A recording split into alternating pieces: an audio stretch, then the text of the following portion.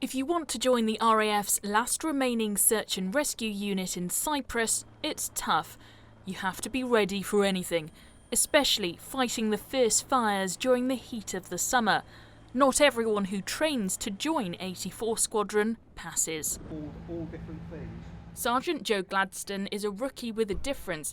He's ex-army and a former prison officer. He's facing a series of tests to make sure he's up to scratch to join the squadron. Joe is being put through his paces by the most experienced winchman in defence, Flight Sergeant Bart Simpson. Joe has come straight from number 1 flying training school. Obviously his background is slightly different because he was in the Royal Engineers initially, and then he took a little bit of a sabbatical. So he's a bit more worldly wise than your average rookie. But from a flying hours point of view, he's straight out the box, if you like. Whereas normally we would take people on search and rescue who have at least 2 flying tours under their belt, ideally. So from his point of view, it's a massive step change. Was on board in 94419 to 9450. After all of his training, Joe now has to put it all into practice.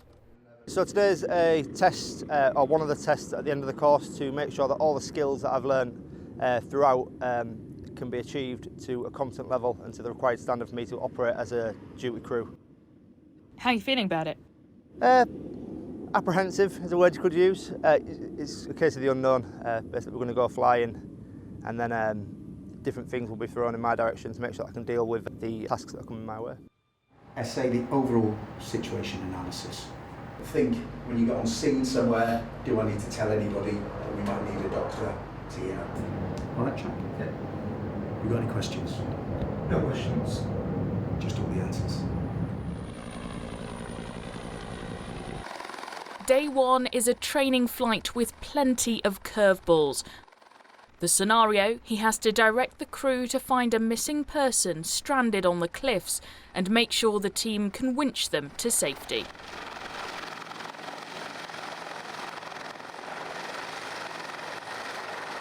And the tests don't stop there. Flying Officer Jack Thornton is now pretending to be a diver in trouble. Joe has to locate him and correctly instruct the crew. As the winch operator, he has to come up with the plan.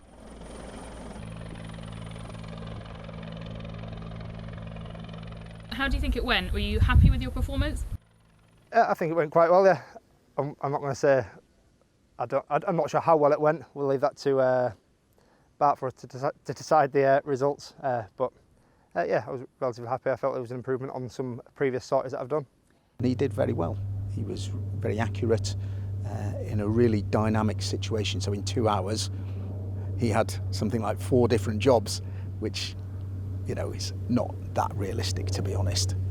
But we just want to see how his thought processes work when he's under duress.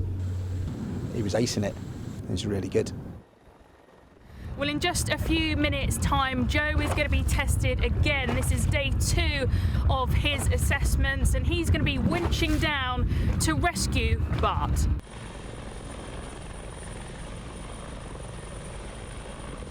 Rescuing his instructor, who has decades of experience, adds an extra layer of pressure. And the day's not over yet. Another challenge follows. Well, in just a few minutes' time, the helicopter will be picking me up, and then I'll be able to film Flight Sergeant Whittington as Joe directs him getting winched to safety. This is another key part of the assessment for Joe. This is life earning his place, and Bart is watching Joe's every move. This part of the day has gone well. That was the good bit. That was the good bit. So he turned it on for you guys, but yeah, that is probably one of the more tricky winch operating evolutions, where you're simulating somebody who's crag fast, you know, stuck on the side of a cliff, and therefore he has to be very precise with his control of the aircraft and also with his finesse on the hoist. But the rest of the day hasn't gone well. Everybody has an off day. Especially when you're a student, there might be a bit of testitis, but unfortunately, You know, the biggest test of all is when the scramble phone goes and somebody punches the alarm bell. So we can't mitigate for that. You know, he has to be consistently good, because there's no excuses really when you're faced with people's lives.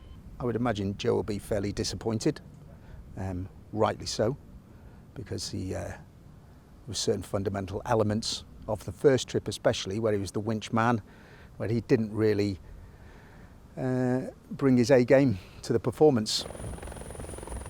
Day 3 and the tests continue. And because he failed day 2, Joe also has to refly his sortie and do it again. Conditions, and if vitals prolonged flight, the battery will fire for 67 minutes power after GPA. It's been a gruelling few days, but it's good news for Joe. After successfully reflying the sortie, he's passed. Very good, yeah, very happy to be passed, done with the training for now. Still a long way to go before I'm fully ready, but yeah, definitely happy that this part of the training's over. Yeah, it's been tough, yeah. So with regards to all the checks and stuff, a lot of it can be self-induced pressure. Obviously having the camera crew there that added a little bit of pressure as well. But yeah, the feeling when you're done, it's a good feeling to be finally done with all the checks. Potentially guys would have had 1,000 hours maybe under their belt before getting here, whereas Joe had less than 100. He's done exceptionally well really under the circumstances. You know, there were some ups and downs, but he's been impressive in the way that he's been able to assimilate those new skills quite rapidly, really. So that's good. Now that he's made the cut, Joe will spend the next year building up his experience and enjoy being the newest addition to the squadron. If you enjoyed this video, don't forget to like and subscribe to our channel.